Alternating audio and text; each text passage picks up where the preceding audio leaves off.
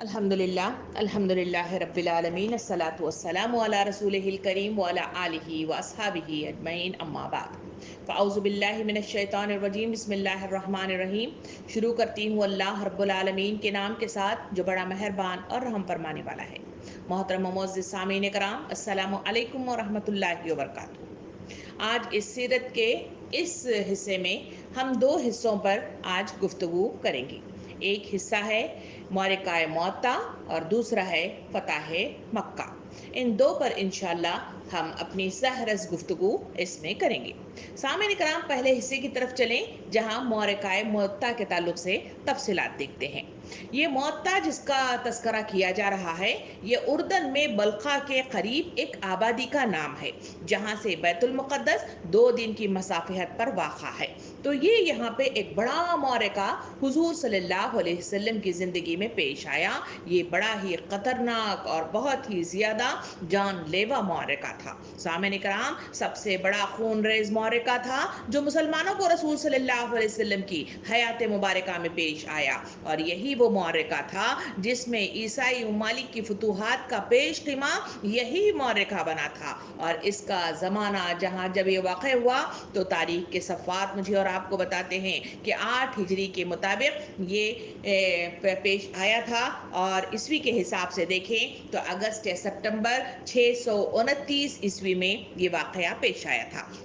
सामईन इकराम, ये मौरिका जो पेश आया, इसके सिलसिले में कहा जाता है कि इसका सबब ये था कि नबी करीम सल्लल्लाहु अलैहि वसल्लम ने हारिस बिन उमैर ज़ाती को रज़ी अल्लाह अन्हु को एक ख़त देकर हाकिम बुसरा की तरफ रवाना किया था कि इन्हें क़स्र रूम के गवर्नर शर्जील बिन उमरो बिन ग़स्सानी से जो बलखान पर मामूर था गिरफ्तार कर लिया और मजबूती के साथ बांधकर इनकी गर्दन उड़ा दी। यानी जो कासिद गए हुए थे उस सहाबी को शहीद कर दिया गया। सामईन इकराम, याद हमें हमेशा रखना चाहिए कि सफ़ीरों और कासिदों का कत्ल निहायत बदतरीन जुर्म होता है जो ऐलान जंग के बराबर बल्कि इससे भी बढ़कर समझा जाता है।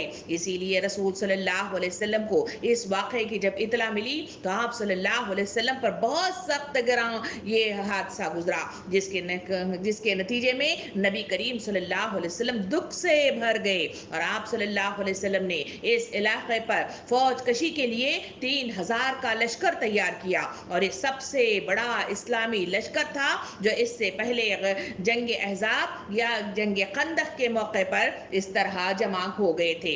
इस तरह 3000 का लश्कर लेकर इन पर चढ़ाई करने के लिए नबी करीम सल्लल्लाहु अलैहि वसल्लम तैयार हो गए। सामईन इकराम, इस तरह अल्लाह के रसूल सल्लल्लाहु अलैहि वसल्लम ने यहाँ की चढ़ाई के लिए रवाना करने वाले फौजियों को तैयार कर दिया। इस्लामी लश्कर शुमार की तरफ बढ़ता हुआ माआन पहुंचा।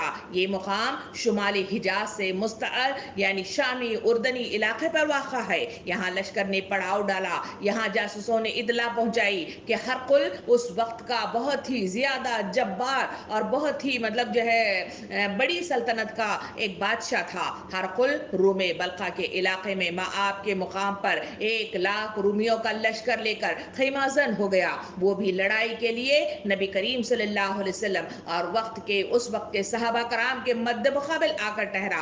और इसके झंडे तले इसकी पुकार और इसके बुलावे के नतीजे में लखम और हज़ाम और बलक़ीन और बहरा और बली ये कबाइल वो थे जो अरब के अतराफ में रहने वाले कबाइल थे। इन सबको जब आवाज़ दी गई तो इस हरकुल के झंडे तले ये तमाम कबाइल नबी करीम सल्लल्लाहु अलैहि वसल्लम के खिलाफ कमर बस्ता होकर इसके खिलाफ 1 लाख अफराद इसके झंडे तले जमा हो गए। यानी इस तरह हरकुल 1 लाख और फिर ये तमाम जो कबाइल थे इन्होंने 1 लाख अफराद के साथ एक जगह जमा होकर नबी करीम सल्लल्लाहु अलैहि वसल्लम और इनके मुट्ठी भर इन नौजवानों को ख़त्म करने के लिए एक जगह तैयार हो गए। सामईन इकराम, इस तरह 2 लाख का ठाटे मारता हुआ एक लश्कर था جو مسلمانوں کے خلاف خصب بستہ ہو کر کھڑا ہو گیا تھا۔ سامعین اکرام، مسلمانوں کے حساب میں سرے سے بات تھی ہی نہیں ہے کہ یہ جب جنگ کے لیے نکل کھڑے ہوئے تھے، یہ صرف 3,000 کا لشکر لے کر نکلے ہوئے تھے، جس سے انہیں دور دراز سرزمین میں ایک دم اچانک اس طرح کا واقعہ پیش آ گیا کہ 2 لاکھ کا تن تناتا ہوا اور ٹھاٹے مارتا ہوا فوجی لشکر لیے ہوئے ان کا سامنا ہو گیا تھا۔ اب ان کے سامنے یہ سوال تھا کہ آیا 3,000 کا ذرا سا جتنا لشکر وہ 2 لاکھ کے ٹھانٹے مارتے ہوئے سمندر کے آگے ٹھہر سکیں گے یا نہیں ٹھہر سکیں گے؟ مسلمان حیران تھے۔ اس حیرانی میں انہوں نے مان کے اندر 2 راتیں غور و مشورہ کرنے کے لیے انہوں نے گزار دی کہ آخر کیا کیا جائے، واپس پیر پھیر کر واپس لوٹ جایا جائے یا اتنی مٹھی بھر جماعت کو لے کر ہرقل کا مقابلہ کیا جائے۔ کچھ افراد کا خیال آیا کہ ہم رسول صلی اللہ علیہ وسلم کو لکھ کر بھیجیں گے کہ دشمن کی تعداد کی اطلاع انہیں دیں، اس کے بعد یا تو آپ صلی اللہ علیہ وسلم کی طرف سے مزید افواج کی کمک انہیں مل جائے گی یا پھر کوئی حکم ملے گا جس کی تعمیل کریں گے۔ سامعین اکرام، اس وقت حضرت عبداللہ بن رواحہ رضی اللہ عنہ ان کی کمانڈ سنبھالے ہوئے ان افواج کے درمیان تھے۔ انہوں نے اس رائے کی مخالفت کی اور تمام افواج کو یہ کہہ کر لوگوں کو گرما دیا کہ لوگوں، خدا کی قسم جس چیز سے آپ کترا رہے ہیں یہ تو وہی شہادت ہے جس کی طلب میں آپ نکلے ہیں۔ یاد رہے کہ دشمن سے ہماری لڑائی تعداد، قوت اور کثرت کے بل بوتے پر نہیں ہوتی، بلکہ ہم محض اس دین کے بل بوتے پر لڑتے ہیں جس سے اللہ نے ہمیں سرفراز کیا ہے۔ اس لیے چلیے آگے بڑھیے، ہمیں 2 بھلائیوں میں سے ایک بھلائی ضرور میسر آ جائے گی، یا تو ہم غالب آئیں گے یا پھر شہادت سے سرفراز ہو جائیں گے۔ بلاآخر حضرت عبداللہ بن رواحہ رضی اللہ عنہ کی اس طرح انقلابی الفاظ نے ان تمام افواج کے اندر ہمت پیدا کی اور ایکسو ہو گئے اور اس طرح لڑنے کے لیے ان کے مقابل آ کر کھڑے ہو گئے۔ سامعین کرام، اس کے بعد معطا ہی میں فریقین کے درمیان ٹکراؤ ہوا اور نہایت تلخ لڑائی شروع ہو گئی۔ 3,000 کی نفری 2 لاکھ ٹڈی دل کے طوفانی حملوں کا مقابلہ کر رہی تھی۔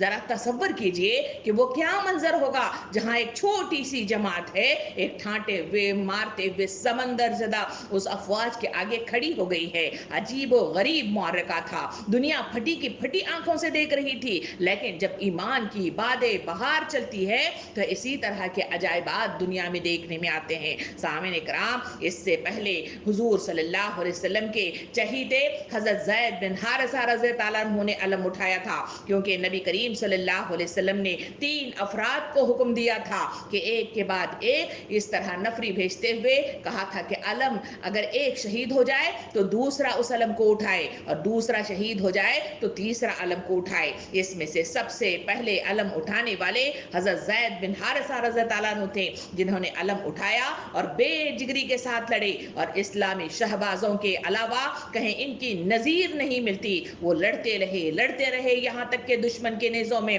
گھتم گھتا ہو گئے اور جام شہادت نوش فرما کر زمین پر آ رہے۔ سامعین اکرام، جیسے ہی حضرت زید بن حارثہ رضی اللہ عنہ کی شہادت ہوئی، علم نیچے گرنے والا تھا، اس وقت حضرت جعفر رضی اللہ عنہ کی باری تھی۔ انہوں نے لپک کر اس جھنڈے کو اٹھایا اور بے نظیر جنگ شروع کر دی۔ جب لڑائی کی شدت شباب کو پہنچی تو اپنے سرخ و سیاہ ہوئے گھوڑے کی پشت پر سے وہ کود پڑے، کونچیں کاٹ دیں اور پوار پر وار کرتے ہوئے نہ رکنے والا حملہ کرتے ہوئے آگے بڑھتے چلے گئے۔ تاریخ کے صفحات بتاتے ہیں کہ یہاں تک کہ دشمن کی ضرب سے داہنا ہاتھ ان کا کٹ گیا۔ اس کے بعد انہوں نے اپنا جو جھنڈا تھا اسے بائیں ہاتھ میں لے لیا اور اسے مسلسل بلند کر رکھا، یہاں تک کہ بایاں ہاتھ بھی کٹ گیا۔ سامعین کرام، تاریخ کے صفحات اس واقعے کو یوں بیان کرتے ہیں کہ پھر دونوں باقیاں بازوں سے جھنڈا آغوش میں لیے ہوئے حضرت جعفر رضی اللہ عنہ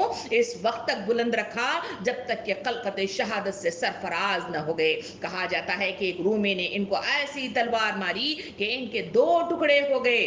اللہ نے انہیں ان کے دونوں ہاتھوں کے عوض جنت میں میں 2 بازو عطا کر دیے، اس کے ذریعے سے وہ جہاں چاہتے ہیں اڑتے ہیں، اسی لیے ان کا لقب جعفر طیارہ رکھا گیا یا جعفر ذوالجناحین پڑ گیا، یعنی طیارہ اڑنے والا ہے، ذوالجناحین یعنی 2 بازوؤں والا۔ یہ اطلاعات نبی کریم صلی اللہ علیہ وسلم کو جب دی گئی کہ حضرت جعفر رضی اللہ عنہ کی اس طرح شہادت ہو گئی ہے، اس وقت صحابہ کرام کو نبی کریم صلی اللہ علیہ وسلم نے اس طرح اطلاع انہیں دی تھی۔ سامعین کرام، جب حضرت جعفر رضی اللہ عنہ بھی شہید ہو گئے تو جب حضرت عبداللہ بن رواحہ رضی اللہ عنہ کی باری تھی، جسے نبی کریم صلی اللہ علیہ وسلم نے حکم دیا تھا، وہ گھوڑے پر سوار ہو کر آگے بڑھے۔ ان کی ہمت نہیں ہو رہی تھی کیونکہ اتنی گھوم سام کی لڑائی ہو رہی ہے، آگے ٹھانٹتے مارتا ہوا 2 لاکھ کا لشکر ان پر حملہ زن ہے۔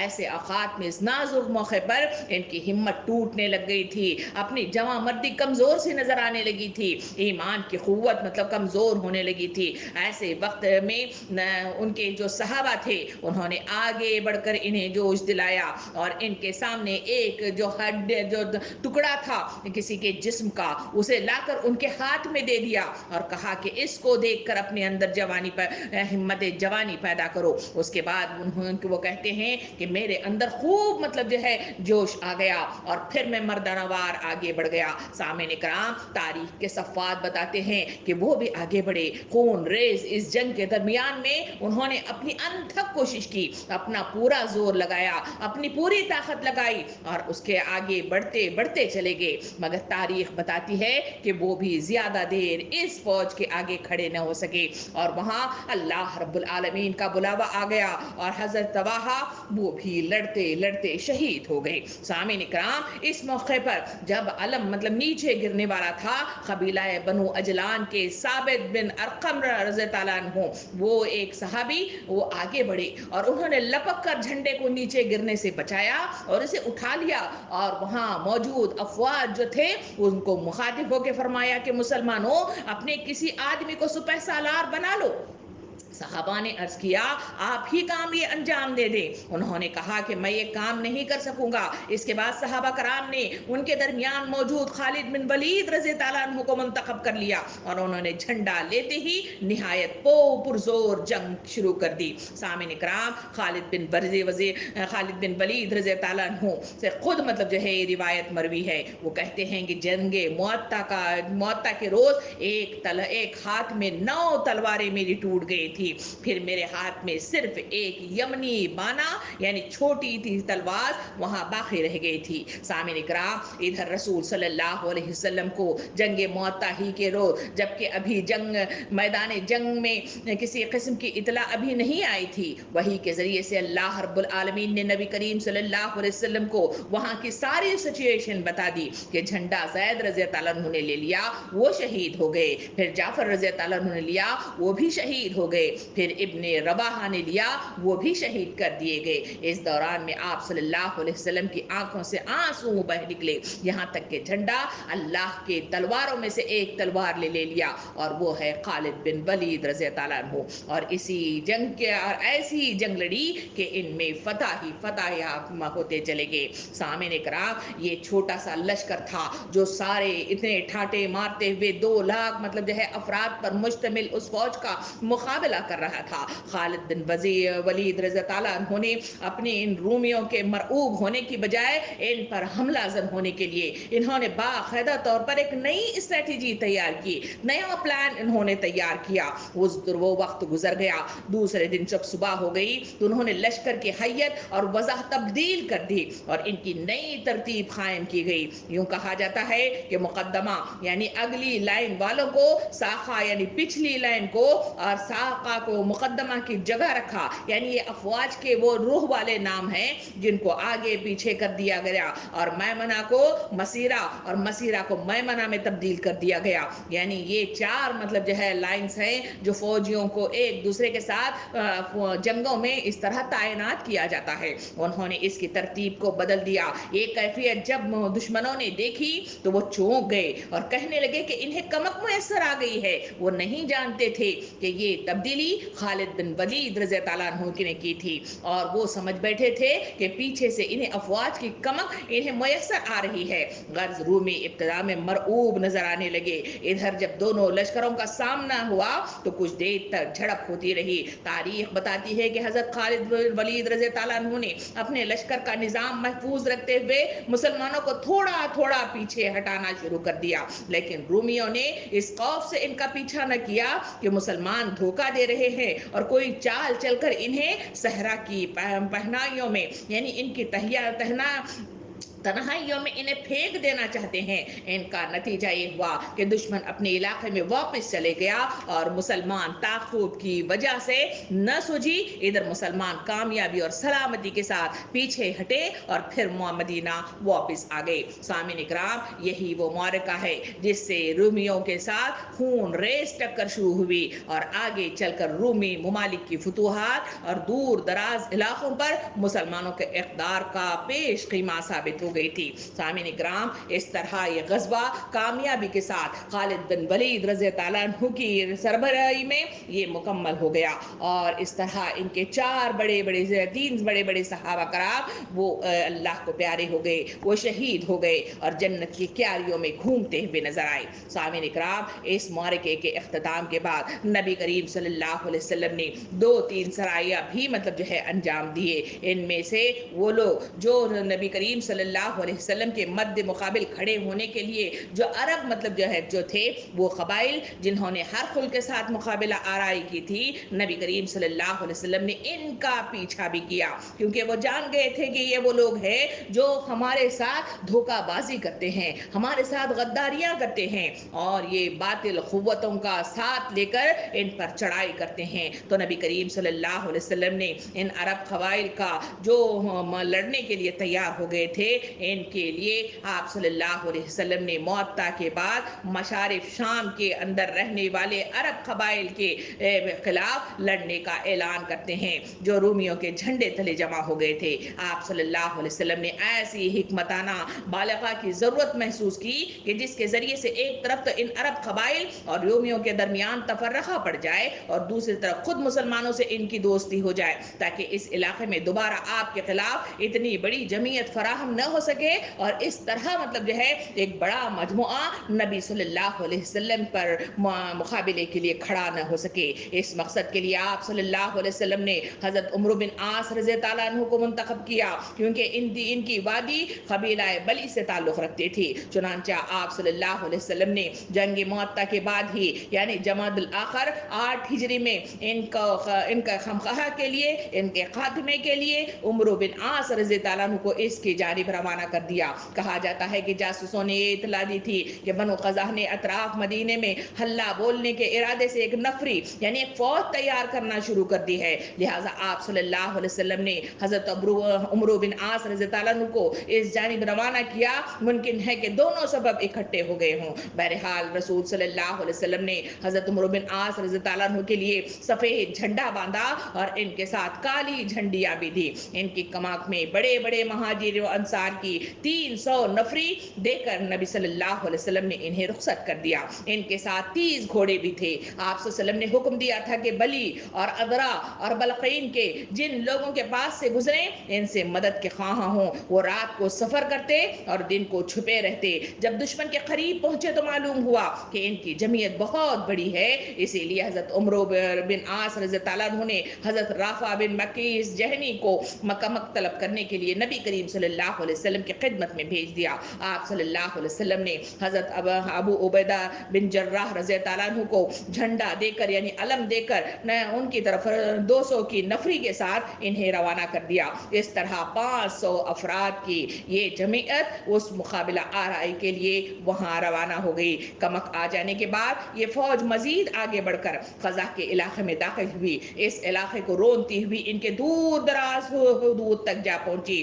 آخر میں ایک لشکر سے مدبھیڑ ان کی ہو گئی، لیکن جب مسلمانوں نے ان پر حملہ کیا تو ادھر ادھر بھاگ گئے، کیونکہ وہ ڈر گئے تھے، رعب میں آ گئے تھے اور سمجھ گئے تھے کہ ان کے پاس بہت بڑی نفری ہے جو فوج کی کمک کے اعتبار سے ان پر حملہ زن ہوئی ہے، وہ ڈر گئے تھے۔ اور اس کے بعد عفو بن مالک اشجی رضی اللہ عنہ جو ایک بن کر رسول صلی اللہ علیہ وسلم کی خدمت میں ان کو بھیج دیا گیا، انہوں نے مسلمانوں کی بسلامت واپسی کی اطلاع دی اور غزوے کی تفصیلات سنائی۔ سامعین اکرام، ذات السلاسل، یہ پہلی سی ان کو یہاں پہ بیان کیا گیا ہے کہ وادی قرح کے قریب سے آگے ایک خطہ زمین کا نام ہے ذات السلاسل، یہاں سے مدینے کا فاصلہ 10 دن کا ہے۔ روایات میں آتا ہے کہ مسلمان قبیلے جزام کی سرزمین میں واقع سلسلیل نامی ایک چشمے پر اترے، اسی وجہ سے اس جو سریا ہے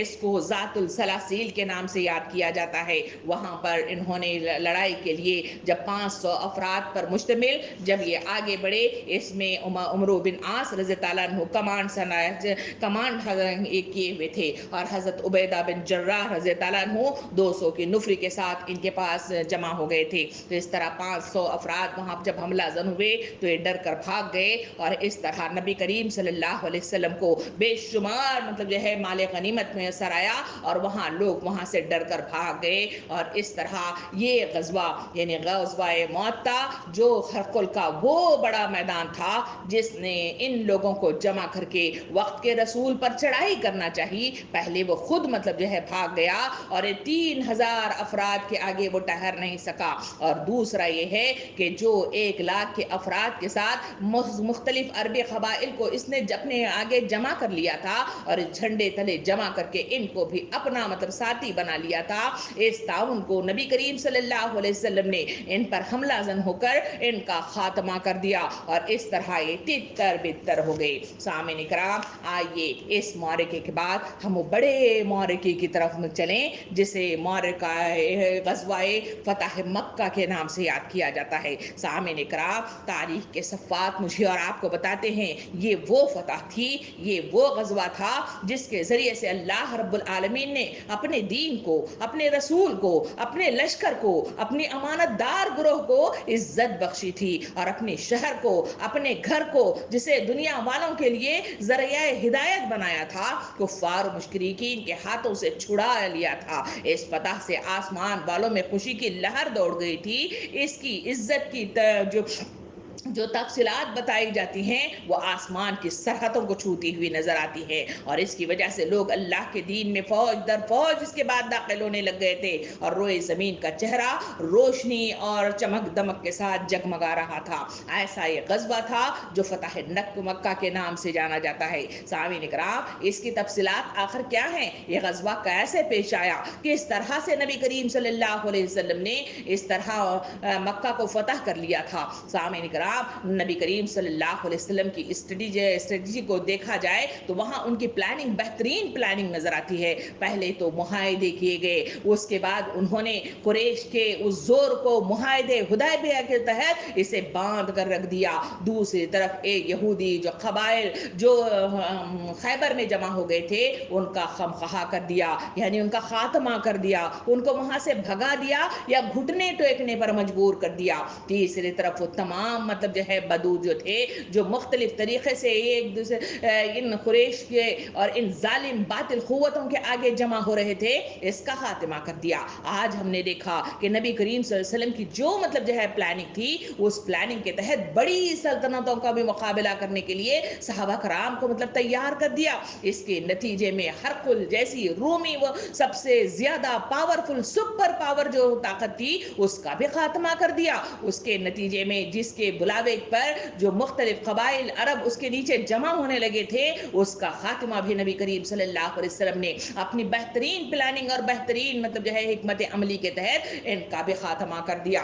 سامعین اکرام، اس کے بعد وقت آ گیا تھا وہ ایک عظیم فتح کا جسے فتح مکہ کے نام سے یاد کیا جاتا ہے۔ سامعین اکرام، سیرت کے صفحات مجھے اور آپ کو بتاتے ہیں کہ جب صلح حدیبیہ واقع ہوئی تھی تو اس کی ایک دفعہ سے فائدہ اٹھا کر بنو خزاعہ اللہ نے रसूल सल्लल्लाहु अलैहि वसल्लम के से खलीफाना रब्त जोड़ लिया था और बनु बकर कुरैश के साथ रहे थे और उनके साथ गठजोड़ उन्होंने बांध रखी थी। सामिन इकराम, ये दोनों वो कबीले थे जिसे बनु खज़ाया और बनु बकर के नाम से जाना जाता था। ये दोनों कुरैशी कबीले थे और आपस में एक दूसरे के साथ हमेशा इनका टकराव रहता था, हमेशा एक दूसरे के साथ खूनी मारका हमेशा रहता और इनके इंतकाम की आग बुझती नहीं थी। जब ये एक दूसरे के साथ खलीफाना तौर पर जुड़ गए, एक नबी सल्लल्लाहु अलैहि वसल्लम के साथ जुड़ गया और एक मतलब जो है कुरैश के साथ जुड़ गया। ये सलह हुदैबिया के बाद का किस्सा था। सामिन इकराम, इस तरह इस मुआहदे के बाद कुछ मुद्दत चुपचाप गुजर गई, लेकिन आखिरकार पुराने जज्बात अनाद की वो जो बारूदी मतलब कैफियत थी, यानी ये जो जज्बात थे, ये भड़कना ही भड़कना था। इसलिए कि एक के पास ईमानी क़ुव्वत थी तो खामोश था, मगर दूसरे के पास ईमानी कोई क़ुव्वत नहीं थी। जहाँ ईमानी क़ुव्वत नहीं होती है वहाँ इंतकामी जज्बात उभरते हैं, वहाँ मतलब जो है अनाद पनपने लगता है, वहाँ इंतकाम की आग भड़कने लगती है और इसी के नतीजे में दुनिया के अंदर फसाद फिल अर्द रोनमा होता है। सामिन इकराम, बनु बकर ने मसालिहत के इस दौर को गनीमत समझा जिसमें एक जानिब से तसादुम का अंदेशा था। उन्होंने बनु कुरैज़ा का एक आदमी कत्ल कर दिया और भरपूर हमला करके खूब जुल्म ढाया। तारीख के सफ़ात बताते हैं यहाँ तक कि हरम में भी इनके पनाह गुज़ीरों की जान बख्शी न गई और हालत नमाज में भी दरगुजर न किया गया और बनु बकर की इस खून रेजी में कुरैश ने इनको पूरी मदद दी थी। तारीख बताती है कि इस अहमकाना हरकत से उन्होंने मुआहदा हुदैबिया को उन्होंने पामाल कर दिया था। बनु कुरैज़ा की तरफ से उम्र बिन सालिम ने नबी करीम सल्लल्लाहु अलैहि वसल्लम के पास बारगाह में पहुंचकर अल्लाह के रसूल सल्लल्लाहु अलैहि वसल्लम से फरियाद की। फिर बदील बिन वक़ार ने एक वफद लेकर वहाँ का सारा हाल सुनाया। नबी करीम सल्लल्लाहु अलैहि वसल्लम पर इस खलीफाना अहद की वजह से जो वाजिब हो गया था वो ये है कि बनु खज़ा जो उनके साथ जुड़ गया था इसकी मदद करे। नबी करीम सल्लल्लाहु अलैहि वसल्लम ने कासिद के जरिए से कुरैश तक 3 शराइत पेश कर दिए। सूरत हालात को पेश नजर रखते हुए उनको दुरुस्त मतलब तौर पर इन 3 शराइत को भिजवा दिया कि इसको माना जाए और वो ये है कि नंबर 1 ये कि मुख्तलीन का खून बहा अदा करे, दूसरा ये कि बनु बकर की हिमायत से अलग हो जाए, तीसरी वजह यह है कि मुआहदा हुदैबिया के खात्मे का ऐलान कर दिया जाए। कुरैश ने तवाज़ुन तो खो ही चुके थे, कहलवा भेजा कि सिर्फ तीसरी शर्त मंजूर की जाएगी, यानी सुलह हुदैबिया का खात्मे का ऐलान हो गया। सामीन इकराम, अब कुरैश की जो कैफियत बताई जाती हैं कि कुरैश के हल्का क़यादत में तशवीश फैलने लग गई थी, लड़ने की क़ुव्वत इनमें ख़त्म हो चुकी थी, चंद जंगी मारकों में इनके कीमती अफराद छिन गए थे, इनकी फौजी ताकत को नाकाबिल यकीन हद तक ऐसे झटके लग गए थे जिसकी वजह से इनकी मईशत का दामन बुरी तरह पारा हो चुका था। इनकी माइनत यानी इनकी सरबराही के लिए इनके यहूद जो साथ देने का वादा करते थे वो सारे के सारे कुचल कर रख दिए गए थे और मदीने की तरफ से दावती जराए अपने असरात इतने वसी कर चुके थे कि मक्के के इर्द गिर्द में रहने वाली रियासतें इस्लामी रियासतों के हामी बनकर उनके हल्के में दाखिल हो गए थे। दूसरी तरफ मुआहदाना और खलीफाना ताल्लुकात का दायरा नबी करीम सल्लल्लाहु अलैहि वसल्लम ने वसी कर दिया था। सामिन इकराम, ऐसे हालात में नबी करीम सल्लल्लाहु अलैहि वसल्लम ने बाकायदा तौर पर एक हिकमत अमली के तहत ये सोच लिया कि अब इस वक्त जो हालात पेश आए हैं वो मक्का की तरफ पेश कदमी की जरूरत है। ये खुफिया राज था जो नबी करीम सल्लल्लाहु अलैहि वसल्लम ने किसी को नहीं बताया था। एक बार नबी हजरत आयशा रज़ी अल्लाह अन्हा बयान करती है कि वो बैठी भी थी, आप सल्लल्लाहु अलैहि वसल्लम दाखिल हुए और इनसे कहा कि मेरे लिए मेरी सफ़र के लिए ज़रा सा तैयारी कर लो। हज़रत आयशा रज़ी अल्लाह अन्हा परेशान हाल थी, पूछा तो नबी करीम सल्लल्लाहु अलैहि वसल्लम ने उन्हें कुछ नहीं बताया। हज़रत अबू बकर सिद्दीक़ रज़ी अल्लाह अन्हु घर को पहुंचे तो हज़रत आयशा रज़ी अल्लाह अन्हा हुजूर करीम सल्लल्लाहु अलैहि वसल्लम की तैयारी कर रही हैं और हुजूर सल्लल्लाहु अलैहि वसल्लम ने कमक को तैयार करने के लिए तमाम रज़ाकारों को हुक्म दिया था कि आप तैयारी कर लें, किसी को کچھ اطلاع نہیں تھی کہ کہاں کی تیاری ہے، کہاں جانا ہے اور کہاں مطلب مقابلہ آرائی کرنا ہے۔ حضرت ابو بکر صدیق رضی اللہ عنہ حضرت عائشہ رضی اللہ عنہ سے پوچھا، حضرت عائشہ رضی اللہ عنہ نے خاموشی کے ساتھ جواب دیا کہ مجھے کچھ پتا نہیں ہے۔ اس وقت حضرت ابو بکر صدیق رضی اللہ عنہ نے یہ کہتے ہوئے بڑبڑاتے ہوئے نکلے کہ ایسی کوئی طاقت نہیں، ہم نے ساروں کو کچل دیا، یہودیوں کو کچل دیا، بڑی سلطنتیں مطلب جو ہے روم کو کچل دیا، ہم نے بدوؤں کو کچل دیا، ہم نے عرب قبائل کو کچل دیا، آخر اب ایسی کون سی مطلب جو ہے جنگ ہے جس کے لیے نبی کریم صلی اللہ علیہ وسلم تیار ہو رہے ہیں۔ ایسے ہی حالات میں جہاں تیاریاں ہو رہی ہیں، کسی کو کانو کان خبر نہیں ہے کہ یہ مطلب جو ہے جو تیاریاں ہیں وہ کدھر کی ہیں اور کہاں نکلنے والے ہیں، ایسے میں ایک صحابی کا تذکرہ قرآن مجید میں مجھے اور آپ کو ملتا ہے، اور وہ صحابی ہے حاطب بن ابی بلتہ۔ ان کے سلسلے میں آتا ہے کہ ان کے اہل و عیال مکے میں گھرے ہوئے تھے اور ان کا کوئی قبیلہ حمایت ان کے ساتھ موجود نہیں تھا۔ انہوں نے اپنے بچاؤ کے لیے مدینے کی تیاریوں کا حال ایک خفیہ خط کے ذریعے سے ان کو لکھ کر بھیجا تھا، کیونکہ ان کے تمام مطلب اہل خانہ مکے میں مطلب جو ہے پھنسے ہوئے تھے، وہاں ان کی کوئی کفالت کرنے والا موجود نہیں تھا، ان پر ظلم و ستم ڈھایا جا رہا تھا۔ تو ایسے حالات میں اس کا فائدہ اٹھاتے ہوئے انہوں نے سوچا کہ اس احسان کی بدولت کہ انہیں خفیہ طور پر اس تیاری کا علم دیا جائے اور اہل و عیال کی مطلب جو ہے کوئی مطلب جو ہے خیر و خبر اور ان کے لیے آسانیاں پیدا ہو جائے، اس لیے وہ سمجھتے تھے کہ اس اصلاح کے بعد اسلامی فوج کی فتح یقینی ہے اور ان کا خط نتیجے کے اعتبار سے کوئی بڑا نقصان اسلام کو نہ پہنچا سکے گا۔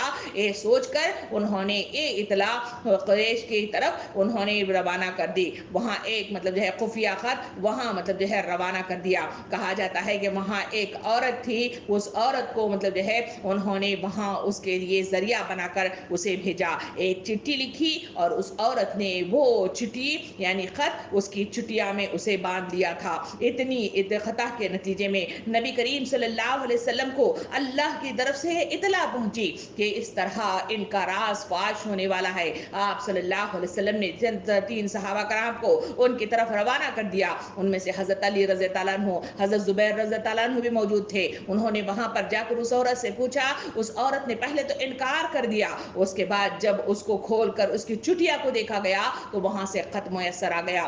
اس طرح کی یہ اطلاع اللہ رب العالمین نے وقت کے رسول صلی اللہ علیہ وسلم کو دی تھی۔ سامعین اکرام، یہ اتنی قطع سے نبی کریم صلی اللہ علیہ وسلم نے جب اس کے ذریعے سے حضرت حاطب بن ابی بلتہ کے سلسلے میں جو فیصلہ کیا وہ آپ نے ان کے لیے درگزر کا معاملہ کیا، کیونکہ یہ بڑا مطلب جو ہے راز کھلنے والا تھا، مگر وہ جانتے تھے کہ یہ جو صحابی ہیں یہ بدری صحابی تھے، ایمان اور حسن و کردار کے اعتبار سے بہت اونچے درجہ پر فائز تھے۔ یہ لرزش اس بنا پر انہوں نے کی تھی تاکہ اس کے ذریعے سے ان کے اہل و عیال پر مطلب جو ہے کوئی مطلب جو ہے بال بیکا کرنے والی حرکت بھی رونما نہ ہو جائے۔ اس وجہ سے نبی کریم صلی اللہ علیہ وسلم نے جب ان کی نیت کو دیکھا اور ان کی کیفیت کو دیکھا تو انہوں نے نبی کریم صلی اللہ علیہ وسلم نے انہیں معاف کر دیا۔ یہ واقعہ اسی درمیان میں پیش آیا تھا۔ اس طرح نبی کریم صلی اللہ علیہ وسلم نے جہاں ایک نفری تیار کرنے کے لیے اپنے تمام رضاکاروں کو حکم دیا تھا کہ اپنی تلواریں سنبھالو اور اپنے سوار تیار رکھو یعنی گھوڑے تیار رکھو، اور خود بھی نبی کریم صلی اللہ علیہ وسلم تیار ہو گئے تھے۔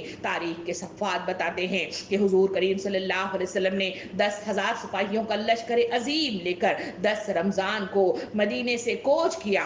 آپ صلی اللہ علیہ وسلم نے ایک عظیم فوجی جنرل کی حیثیت سے ایسا ہیر پھیر کا راستہ اختیار کیا کہ قریش کی جو گشتی ٹولی دیکھ بھال کے لیے نکلی تھی وہ کسی اور طرف ماری پھرتی رہی اور مسلم فوج نے یکایک مکے کے سامنے جا کر پڑاؤ ڈالا۔ سامعین اکرام، نبی کریم صلی اللہ علیہ وسلم کی اگر پلاننگ کو دیکھا جائے تو آپ صلی اللہ علیہ وسلم جب 10,000 کا لشکر لے کر نکلے تو رسول اللہ صلی اللہ علیہ وسلم نے مرا دہران سے روانہ ہو کر ذی طواہ پہنچے۔ اس درمیان اللہ کے بخشے ہوئے اعجاز فتح پر فرحت تواضع سے آپ نے اپنا سر جھکایا ہوا تھا، اور کہا جاتا ہے کہ آپ کی داڑھی کے بال کجاوے کی لکڑی جو تھی اس سے لگے ہوئے تھے۔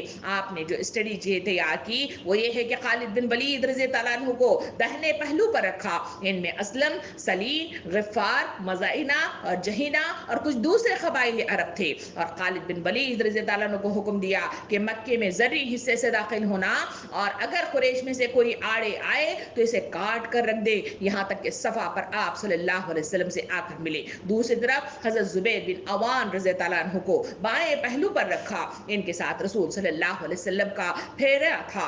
آپ نے انہیں حکم دیا کہ مکے میں بالائی حصے یعنی قدح سے داخل ہو جائیں اور ہجوم میں آپ کا جھنڈا گاڑ کر آپ کی آمد کا انتظار کرتے ہوئے کھڑے رہے. اور تیسری طرف حضرت ابو عبیدہ بن جراح رضی اللہ عنہ کو پیادے پر مقرر کیا. آپ صلی اللہ علیہ وسلم نے انہیں حکم دیا کہ وہ بطن کے وادی کا راستہ پکڑیں اور یہاں تک کہ مکے میں رسول صلی اللہ علیہ وسلم کے آگے پہنچ جائے. سامعین کرام، اس طرح جب یہ تین حصوں کے ساتھ مکے کی طرف روانہ ہو گئے تو وہاں کہا جاتا ہے کہ وہاں پر حضرت خالد بن ولید رضی اللہ عنہ کو وہاں ایک جمعیت سے وہاں کے افواج سے لڑائی ہوئی. جو بارڈر پر جو افواج تعینات کر دیے گئے تھے، تاریخ بتاتی ہے کہ وہاں مشرکین کے 12 افراد مارے گئے اور مسلمانوں کے 2 صحابہ کرام وہاں پر انتقال کر گئے. سامعین کرام، آپ صلی اللہ علیہ وسلم مرائے دہران کے مقام پر پہنچ کر جب فوجی کمک لگایا گیا تو بطور مصلحت رات کو رسول صلی اللہ علیہ وسلم نے حکم دیا کہ ہر فوجی اپنے لیے علیحدہ آگ روشن کر دے. یعنی جب پڑاؤ ڈالا گیا تو وہاں روشن کرنے کے لیے ایک جگہ نہیں بلکہ ہر فوجی اپنی اپنی آگ کو روشن کر دے گا. ابو سفیان بن حرب، حکیم بن جزام اور بدیل بن ورقہ جیسے اکابرین دیکھ بھال کے لیے باہر نکلتے تھے اور گشت لگا کر دیکھتے رہتے تھے کہ کہیں کوئی ان پر حملہ زن تو نہیں ہو رہا ہے، کیونکہ انہیں آئے دن یہ خطرہ رہتا تھا کہ وقت کے رسول کبھی بھی ان پر حملہ کر سکتے ہیں. سامعین کرام، کہا جاتا ہے کہ بلندی سے 10,000 چولہوں کو روشن دیکھا تو وہ سکتے کے عالم میں رہ گئے. اتنا بڑا لشکر مکے کے دروازے پر دستک دے رہا ہے. پاس ہی حضرت عباس رضی اللہ عنہ وہاں گزرے تو اس کی آواز یعنی بات چیت کے ذریعے سے حضرت سفیان کو پہچان لیا اور وہاں پہ ابو سفیان کو پکارا. بات چیت ہوئی. حضرت عباس رضی اللہ عنہ نے بتایا کہ حضرت محمد صلی اللہ علیہ وسلم اپنی فوج لے کر پہنچے ہیں. اب قریش کی خبر نہیں ہے. یعنی وہاں اتنا ڈراوا ان کے اندر پیدا کرنے کی کوشش کی. ابو سفیان نے پوچھا اب چارہ کار کیا ہے؟ اس نے کہا کہ میرے ساتھ خچر پر بیٹھ جاؤ اور چل کے نبی صلی اللہ علیہ وسلم سے بات چیت کی جائے. خچر آگے بڑھا. فوجی طریقے سے قدم قدم پر سپاہیوں نے پوچھا کہ کون جا رہا ہے؟ حضرت عباس رضی اللہ عنہ نے تعارف کرواتے ہوئے آگے بڑھے کہ ابو سفیان میرے ساتھ ہے. قریب پہنچے تو حضرت عمر رضی اللہ عنہ وہاں پہ کھڑے ہوئے تھے. وہ پہلے ہی غصہ آور تھے. انہوں نے ابو سفیان کو پہچان لیا اور زوردار للکار کے ساتھ پکارا، وہ دشمنان خدا، آج تجھ پر قابو مل گیا ہے. دوڑے اور قتل کرنے کی اجازت کے ساتھ نبی کریم صلی اللہ علیہ وسلم کے پاس دوڑ گئے. حضرت عباس رضی اللہ عنہ نے جو قچر اور تیز کر دیا اور حضرت عمر سے پہلے پہنچ کر اپنی بات کہی نبی کریم صلی اللہ علیہ وسلم کے پاس. حضرت عباس نے اپنا موقف بتایا کہ میں ابو سفیان کو پناہ دے کر لایا ہوا ہوں. اور اس موقع پر بات چیت ہوئی رسول صلی اللہ علیہ وسلم اور ابو سفیان کے درمیان. کیا بات چیت تھی؟ تاریخ کے صفحات اسے اس طرح قلم بند کرتے ہیں. رسول خدا صلی اللہ علیہ وسلم نے ابو سفیان کو مخاطب ہوتے کہا کہ کیوں سو ابو سفیان، کیا اب بھی تم کو یقین آیا کہ خدا کے سوا اور کوئی معبود نہیں ہے؟ ابو سفیان نے کہا کوئی اور خدا ہوتا تو آج ہمارے کام آیا ہوتا. رسول صلی اللہ علیہ وسلم نے پوچھا کیا اس وقت کچھ شک ہے کہ میں خدا کا رسول ہوں؟ ابو سفیان نے کہا کہ اس میں قدرے شبہ ہے. بہرحال رسول صلی اللہ علیہ وسلم کے اس چچا نے اس کی کمزور نفسیات کو سمجھتے ہوئے ترغیبہ کہا کہ چھوڑو بھی، اب سیدھی طرح اسلام لے آؤ. اور صبح تک مکے کا سب سے بڑا لیڈر حالات سے مجبور ہو کر اسلام کے دائرے میں داخل ہوا، کیونکہ اس وقت میں حضرت عباس رضی اللہ عنہ نے اس کی بھڑکتی ہوئی حرص کو دیکھتے ہوئے، اس کی جو جھجک اور نفسیاتی کیفیات کو دیکھتے ہوئے نبی کریم صلی اللہ علیہ وسلم کو مخاطب ہو کے فرمایا کہ اس کے لیے کوئی ایسا امن و امان والا ایسا حربہ استعمال کیجئے تاکہ یہ ہمارے مطلب جو ہے موقف میں آ جائے. نبی کریم صلی اللہ علیہ وسلم نے وہاں یہ اعلان کر دیا کہ جو کوئی مسجد حرام میں داخل ہو گیا وہ مشرکین تمام کے تمام وہ امن و امان میں رہیں گے۔ جو ابو سفیان کے گھر میں چلا گیا وہ بھی مقابلے کے لیے ہتھیار نہ اٹھائے گا، اس کے لیے بھی امن و امان ہوگا، بشرط یہ کہ کسی مطلب جو ہے جرم کا وہ ارادہ رکھتے ہوں۔ پھر ابو سفیان بھی اس کے مجبوراً وہ اسلام میں داخل ہو گیا تھا، کیونکہ اس کے پاس کوئی چارہ کار موجود نہیں تھا، اس وجہ سے وہ گھبرایا ہوا، بھاگا ہوا، وہ مطلب جو ہے حیران و پریشان کھڑا ہوا تھا۔ ایسے وقت میں حضرت عباس رضی اللہ عنہ نے اسے ٹھوکا دیا اور کہا کہ جاؤ، ہم اندر داخل ہونے سے پہلے اندر جاؤ اور یہ اعلان کر دو کہ فوجی قوت نبی کریم صلی اللہ علیہ وسلم کے ساتھ فتح مکہ کی غرض سے آئی ہوئی ہے، اب ان کے لیے کوئی خیر نہیں ہے۔ یہ تین مطلب جو ہے امان والی جگہوں کا اعلان کر دو، ایک تمہارا گھر ہے، دوسرا مطلب جو ہے حرم کا وہ میدان ہے، نمبر 3 مطلب جو ہے وہ سب لوگ اپنے اپنے گھروں کو جو بند کر کے بیٹھے ہوئے ہوں گے ان کے لیے بھی امن و امان نبی کریم صلی اللہ علیہ وسلم کے ذریعے سے ہوگا۔ سامعین کرام، اس طرح یہ بعد النخاس تھا، ابو سفیان مجبوراً بھاگا ہوا مطلب جو ہے مکے کی وادی میں نبی کریم صلی اللہ علیہ وسلم سے پہلے پہنچ گیا اور وہاں پر اس نے اعلان کر دیا، کہا کہ سب سے پہلے کہ فوج اس طرح داخل ہو رہی ہے، اب ہمارے پاس کوئی چارہ کار موجود نہیں ہے، ہمارے پاس اتنی قوت نہیں ہے کہ ہم ان کا مقابلہ کر سکیں، اس لیے جو میرے گھر میں آئے گا وہ امان پائے گا۔ جیسے ہی اس نے یہ مطلب جو ہے اعلان کر دیا، اس وقت اس کی بیوی ہندہ بنت عتبہ وہاں موجود تھی، اس نے جیسی ہی آواز سنی ابو سفیان کی مونچھ کو کھینچ کر مطلب جو ہے چلائی کہ اے بنی کنانا، اس کمبخت کو قتل کر دو، یہ کیا بک رہا ہے؟ وہ گالیاں دیتی ہوئی لوگ جو جمع ہو گئے تھے وہاں وہ بکتی ہوئی وہاں سے نکل کر کھڑی ہو گئی۔ ابو سفیان نے یہی آواز لگاتا وہاں پہ ایک پہاڑ پر کھڑا رہا کہ جو میرے گھر میں آئے گا وہ امان پائے گا۔ لوگوں نے اس پر مطلب جو ہے دھتکارتے ہوئے کہا کہ تیرا گھر اتنا کہاں بڑا ہے کہ ہم وہاں جائیں تو پھر مطلب جو ہے امان پائیں گے؟ تو پھر وہ معلوم ہوا کہ جو حرم میں جائے گا وہ بھی امان پا گیا، اور پھر جو گھروں میں بند رہا وہ بھی امان پا گیا۔ لوگ اپنی جان کی سلامتی چاہتے تھے، کیونکہ ان کے پاس کوئی طاقت موجود نہیں تھی کہ وہ مقابلہ آرائی کر سکے، کوئی لیڈرشپ موجود نہیں تھی جس کے تحت وہ جھنڈے تلے جمع ہو کر مقابلہ آرائی کر سکے۔ وہ تمام کے تمام لوگ حرم میں جمع ہو گئے، وہ تمام کے تمام لوگ اس طرح وہ لوگ اپنے گھروں کو بند کر کے بیٹھے،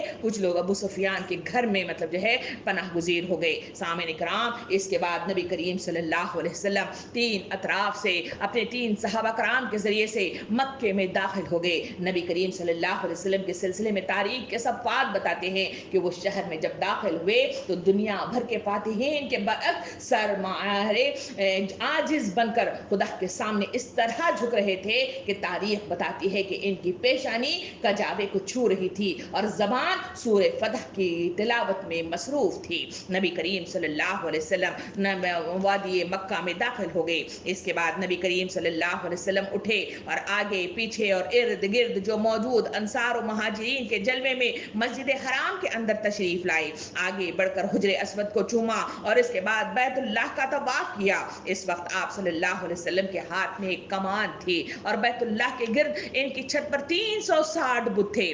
آپ صلی اللہ علیہ وسلم نے اس کمان سے اس بتوں کو ٹھوکر مار کر انہیں گرا دیا اور ایک کہتے جاتے تھے جاء الحق وزهق الباطل ان الباطل کان زہوقا، حق آ گیا، باطل چلا گیا اور باطل جانے ہی والا ہے، اور ایک کہتے ہوئے آگے بڑھ رہے تھے جاء الحق وما يعيده باطل ما يعيد، یعنی حق آ گیا اور باطل کی چلت پھلت ختم ہو گئی۔ اور آپ صلی اللہ علیہ وسلم ٹھوکر سے بت کے چہروں کو اور ان کے بھلوں کو مطلب جو ہے توڑتے ہوئے گراتے ہوئے آگے بڑھ رہے تھے۔ آپ صلی اللہ علیہ وسلم نے طواف اپنی اونٹنی پر بیٹھ کر فرمایا تھا اور حالت احرام میں نہ ہونے کی وجہ سے صرف طواف ہی پر اکتفا کیا۔ تکمیل طواف کے بعد حضرت عثمان بن طلحہ رضی اللہ عنہ کو بلا کر ان سے کعبے کی کنجی لی، پھر آپ صلی اللہ علیہ وسلم کے حکم سے خانہ کعبہ کھولا گیا، اندر داخل ہوئے، تصویریں نظر آئیں جس میں حضرت ابراہیم علیہ السلام، حضرت اسماعیل علیہ السلام کی تصویریں بھی تھی، جن کے ہاتھ میں فال گری کے تیر تھے۔ آپ صلی اللہ علیہ وسلم نے اس منظر کو دیکھا تو فرمایا اللہ ان مشرکین کو ہلاک کر دے۔ खुदा की कसम इन दोनों पैगंबरों ने कभी भी फाल के तीर इस्तेमाल नहीं किए। आप सल्लल्लाहु अलैहि वसल्लम ने खाने काबा के अंदर लकड़ी की बनी हुई एक कबूतरी भी देखी, इसे अपने दस्ते मुबारक से तोड़ दिया और तस्वीरें आप सल्लल्लाहु अलैहि वसल्लम के हुक्म से मिटा दी गई। सामने कराम, इसके बाद आप सल्लल्लाहु अलैहि वसल्लम ने अंदर से दरवाजा बंद कर लिया। हजरत उसामा और हजरत बिलाल रज़ी अल्लाह अन्हु में अंदर थे। फिर दरवाजे के मुकाबिल दीवार का रुख किया।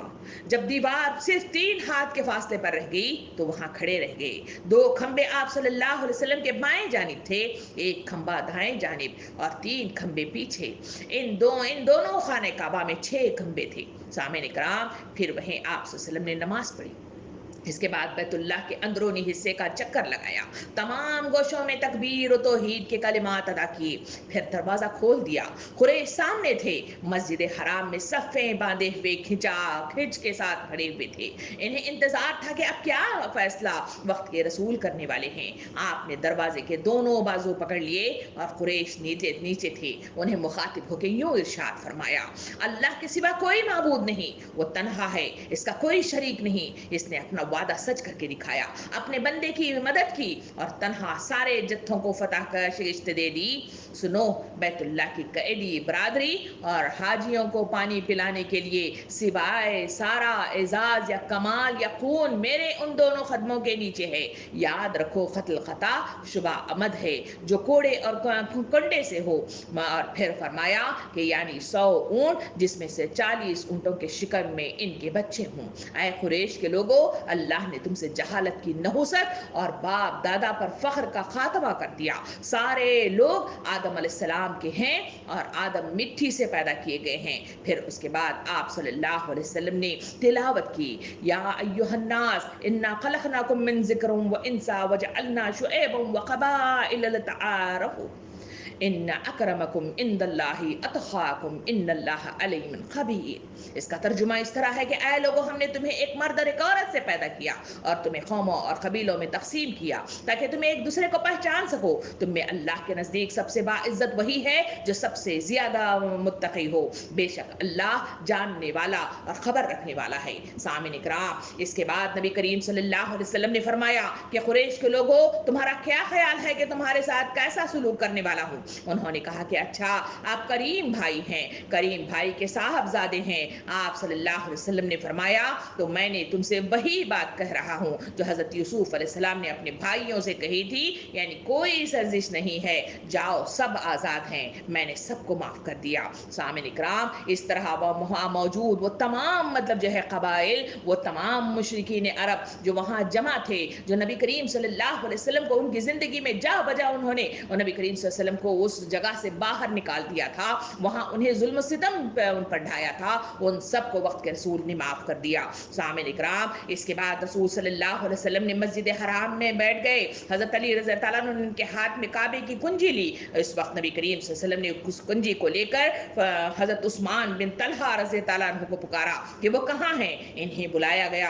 आप सल्लल्लाहु अलैहि वसल्लम ने फरमाया, उस्मान, ये लो अपनी कुंजी, आज का दिन नेक और वफादारी का दिन है। तबखात इब्ने सआद की रिवायात में हमें ये बात मिलती है कि आप सल्लल्लाहु अलैहि वसल्लम ने कुंजी देते हुए फरमाया कि इसे हमेशा हमेशा के लिए लो, तुम्हें लोगों से इसे वही छीनेगा जो जालिम होगा। है उस्मान, अल्लाह ने तुम लोगों को अपने घर का अमीन बनाया है, लिहाजा इस बैतुल्लाह से तुम्हें जो कुछ मिले इससे मारूफ के तरीके से तुम इसे इसके साथ खाना। सामने कहा, इस तरह नबी करीम सल्लल्लाहु अलैहि वसल्लम ने इस फतह को मुकम्मल कर दिया। सामने कराम, इस वक्त नमाज का वक्त हो चुका था। नबी करीम सल्लल्लाहु अलैहि वसल्लम ने हजरत बिलाल रज़ी अल्लाह अन्हु को हुक्म दिया कि काबे पर चढ़कर अजान दी जाए। इसके बाद इस रोज नबी करीम सल्लल्लाहु अलैहि वसल्लम उम्मे हानी बिनते अबी तालिब के घर तशरीफ ले गए, वहां गुस्ल फरमाया, इनके घर में 8 रकातें नमाज अदा की। ये चाश्त का वक्त था, इसीलिए आपने इसको चाश्त की नमाज समझा और किसी ने इसे फतह की नमाज समझा। उम्मे हानी अपने दोनों देवरों को उन्होंने पनाह पनाह दे रखी थी। आप सल्लल्लाहु अलैहि वसल्लम ने इरशाद फरमाया, ऐ उम्मे हानी, जिसे तुमने पनाह दी है इसे हमने पनाह दे दी। इस इरशाद की वजह ये थी कि उम्मे हानी के भाई हज़रत अली बिन अबी तालिब रज़ी अल्लाह अन्हु इन दोनों को कत्ल करना चाहते थे, इसलिए उम्मे हानी ने इन दोनों को छुपाकर घर के दरवाजे बंद कर रखा था। जब नबी करीम सल्लल्लाहु अलैहि वसल्लम तशरीफ लाए तो इस बारे में सवाल किया तो नबी करीम सल्लल्लाहु अलैहि वसल्लम ने इस तरह का जवाब उम्मे हानी को अदा कर दिया। सामईन इकराम, फतह मक्का के रोज नबी करीम सल्लल्लाहु अलैहि वसल्लम ने अकाबिर मुजरिमीन में से 9 आदमियों का खून राया करार दिया गया, यानी इन्हें कत्ल करने का हुक्म दिया गया। और यहाँ तक हुक्म दिया गया कि अगर वो काबे के पर्दे के नीचे या उसके पीछे अगर छुपे बैठे हुए हों तो इन्हें भी कत्ल कर दिया जाए। और बाकी अफराद को सारों को माफ़ कर दिया था। आखिर वो 9 अफराद कौन थे? वो 9 अफराद ये थे, अब्दुल अज़्ज़ा बिन क़तील और अब्दुल्ला बिन साद बिन अबी सरा और अक्रमा बिन अबी जहल, हारिसा बिन नफ़ील बिन वहाब और मुक़ैस बिन सबाबा और हिबार बिन अस्वद और इब्ने क़तील की दोनों लौंडियाँ जो नबी करीम सल्लल्लाहु अलैहि वसल्लम के लिए हजू मतलब जो है गाया करती थी, और सारा जो औलादे अब्दुल मुत्तलिब में से किसी की लौंडी थी, इनके पास हातिब रज़ी अल्लाह अन्हु का ख़त मतलब जो है भेजा गया था। सामईन इकराम, इब्ने अबी सरह का मामला ये हुआ कि हज़रत उस्मान रज़ी अल्लाह अन्हु ने खिदमत नबुव्वत में आकर ये बख्शिश मतलब जो है सिफारिश कर दी कि आप सल्लल्लाहु अलैहि वसल्लम इनकी जान बख्शी फरमा दीजिए। वो इस्लाम में दाखिल होना चाहते हैं, लेकिन इससे पहले आप कुछ देर तक इस उम्मीद पर खामोश रहे कि कोई सहाबी उठकर इसे कत्ल कर देंगे, क्योंकि ये शख्स वो था जो इस्लाम में इससे पहले भी दाखिल हुआ था और हिजरत करके मदीना भी आया था, लेकिन फिर मुर्तद होकर भाग गया था। मगर किसी ने तलवार न खींची तो नबी करीम सल्लल्लाहु अलैहि वसल्लम ने इनको भी माफ कर दिया। इकरमा बिन अबी जहल के सिलसिले में आता है कि भागकर यमन की राह ले ली थी। इनकी बीवी खिदमत नबी में हाजिर होकर इनके लिए अमान की तलब की। आप सल्लल्लाहु अलैहि वसल्लम ने अमान दे दी। इसके बाद इकरमा के पीछे पीछे गई और इसे साथ लेकर आई। ये जब वापस आए तो कहा जाता है कि इस्लाम में दाखिल हो गए और इस्लाम की कैफियत में इन्होंने इतनी अच्छी कारकर्दगी दिखाई कि तारीख अश अश करते रह गई। और फिर इब्ने क़तील के सिलसिले में आता है कि खाने काबा का कपड़ा पकड़कर ये लटका हुआ था। एक सहाबी ने खिदमत नबी में हाजिर होकर इतला दी। आप सल्लल्लाहु अलैहि वसल्लम ने इरशाद फरमाया से कत्ल कर दो, तो इस तरह उसे कत्ल कर दिया गया। मुखैस बिन सबाबा के सिलसिले में आता है कि हज़रत नमीला बिन अब्दुल्ला ने कत्ल किया। मुखैस में पहले मुसलमान हो चुका था, लेकिन ये भी मुर्तद हो गया था, तो ये भागकर मुशरिकीन के पास चला गया था, इसलिए इसको कत्ल कर दिया गया। हारिस मक्के में नबी करीम सल्लल्लाहु अलैहि वसल्लम को सख्त अजियत पहुंचाया करता था, हज़रत अली रज़ी अल्लाह अन्हु ने इसे भी कत्ल कर दिया। हिबार बिन अस्वद वही शख्स है जिसे हुजूर सल्लल्लाहु अलैहि वसल्लम की साहबजादी हज़रत ज़ैनब को इनकी हिजरत के मौके पर ऐसा कचू मारा था कि वो यहूदे से नीचे चट्टान पर जा गिरी थी। इसकी वजह से इनका हमल खासत हो गया था। ये शख्स फतह मक्का के रोज भागा, फिर मुसलमान हो गया और इसी कैफियत में उन्होंने अच्छी कारकर्दगी इस्लाम में दिखाई। इब्ने क़तील के सिलसिले में आता है कि ये 2 लौंडियां थी, एक कत्ल की गई और दूसरे के लिए अमान तलब की गई, और इस तरह इस्लाम में वो दाखिल हो गई। इस तरह सारा के सिलसिले में भी अमान तलब की गई और वो भी मुसलमान हो गई। खुलासा ये है कि 9 लोगों में से 5 को जान बख्शी हुई और उन्होंने इस्लाम कबूल किया, और बाकी 4 मतलब जो है वो उनको कत्ल कर दिया गया। सामईन इकराम, इस तरह ये मारका मुकम्मल हद तक फतह याब हो गया। आप सल्लल्लाहु अलैहि वसल्लम फतह के दूसरे दिन खुतबा देने के लिए काबे के मेंबर पर खड़े हो गए। वहाँ रसूल सल्लल्लाहु अलैहि वसल्लम ने लोगों के दरमियान खड़े हुए और अल्लाह की हम्द सना की और इस तरह खिताब किया कि इनके शायान शान, इसकी तमहीद की अल्लाह रब्बुल आलमीन की। फिर फरमाया कि ऐ लोगो, अल्लाह ने जिस दिन आसमान को पैदा किया इसी दिन मक्का को हराम यानी हुर्मत वाला शहर ठहराया, इसीलिए वह अल्लाह की हुर्मत के सबब क़यामत तक के लिए हराम है। कोई आदमी जो अल्लाह और आखिरत पर ईमान रखता हो, इसके लिए हलाल नहीं कि इसमें खून बहाए या यहाँ का कोई दरख्त काटे। अगर कोई शख्स इस बिना पर रुखसत इख्तियार करे कि रसूल सल्लल्लाहु अलैहि वसल्लम ने यहाँ कताल किया, तो इससे कह दो कि अल्लाह ने अपने रसूल को इजाज़त दी थी, लेकिन तुम्हें इजाज़त नहीं है, और मेरे लिए भी इसे सिर्फ दिन की 1 सात में हलाल किया गया। फिर आज इसकी हुर्मत इस तरह पलट आई, इस तरह कल इसकी हुर्मत थी।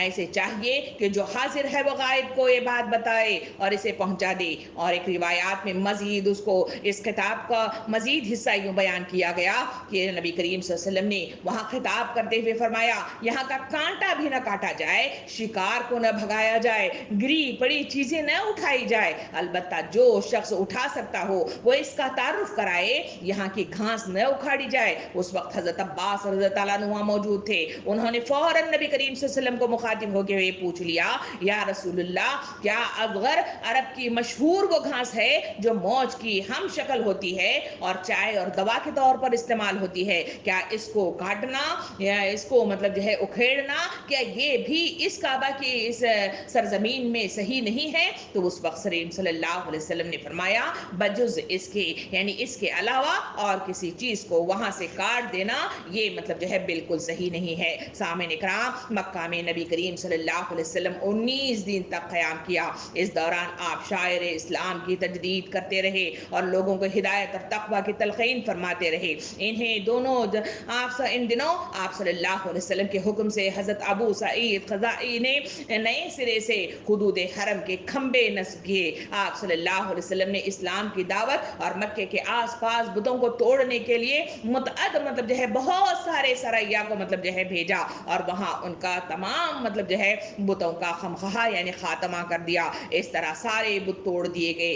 آپ کے منادی نے مکے میں اعلان کیا کہ جو شخص اللہ اور آخرت پر ایمان رکھتا ہو وہ اپنے گھر میں کوئی بت نہ چھوڑے بلکہ اسے توڑ ڈالے۔ اس طرح یہ سارا خاتمہ ہو گیا اور نبی کریم صلی اللہ علیہ وسلم وہاں پہ فتح یابی کے ساتھ وہاں پہ رخصت ہو گئے۔ اسی درمیان میں مکہ والوں کے ساتھ اس طرح کی مطلب جو ہے گفتگو کرتے ہوئے مدینے والوں نے دیکھا تو وہ پریشان ہو اٹھے۔ انہوں نے سوچا کہ وقت کے رسول یہاں کے ہی ہیں اور یہاں پر ہی رہنے والے ہیں تو ہمیں تو یہ بالکل چھوڑ دیں گے اور ہمارا ساتھ مطلب جو ہے دینے والے یہ نہ ہوں گے کیونکہ انہی کی یہ سرزمین ہے اور پھر یہ یہاں پہ رہ جائیں گے۔ اسی وجہ سے یہ سوچ کر وہ غمزدہ ہو گئے تھے۔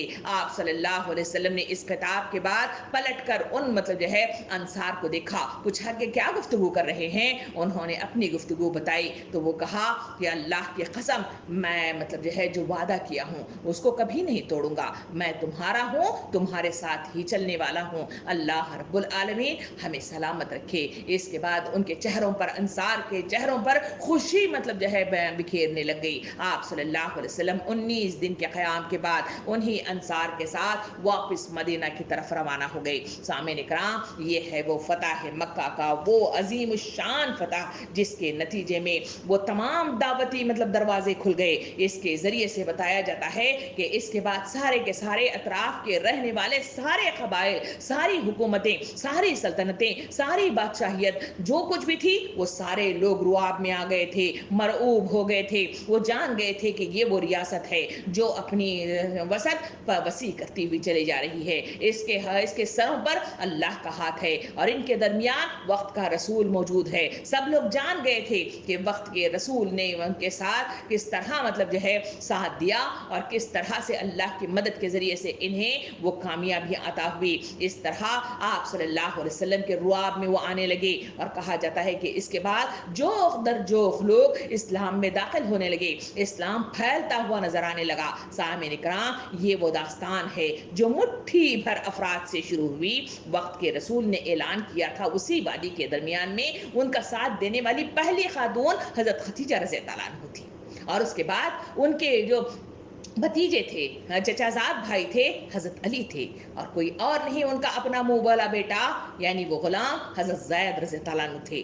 اس چھوٹی سی جمعیت کے ساتھ آگے بڑھے تو حضرت ابوبکر صدیق رضی اللہ عنہ نے ان کا ساتھ دیا تھا۔ اس کے بعد میدان کھلتا ہوا چلا گیا اور اس کے بعد آج ہم نے دیکھا کہ کس طرح فتح مکہ کے ساتھ اپنی کامیابیوں کے اونچے مراحل میں وہ پہنچ چکے تھے۔ سامعین اکرام، اللہ رب العالمین وقت کے رسول پر ہزاروں کروڑوں درود و سلام بھیجے۔ صحابہ کرام جنہوں نے وقت کے رسول کے ساتھ اپنی جان فشانی کرتے ہوئے اسلام کو آگے بڑھایا ہے، اللہ رب العالمین ان سے راضی ہو جائے، ان کے ہر مطلب جو ہے ادا کو قبول کرے اور ان کو جنت کے اعلیٰ مقامات پر فائز کر دے اور ہمیں بھی ان جیسا بننے، اسلام کے قیام کے لیے اٹھ کھڑا ہونے کے وہ جذبات ہمارے اندر بھی پیدا کروائے جس طرح صحابہ کرام نے اپنے اس جوش و جذبات کے ساتھ اللہ کے رسول کا ساتھ دیا تھا۔ اللہ رب العالمین ہمیں سننے سے زیادہ عمل کرنے کی توفیق عطا فرمائے. آمین. وآخر الدعوانا ان الحمد للہ رب العالمین.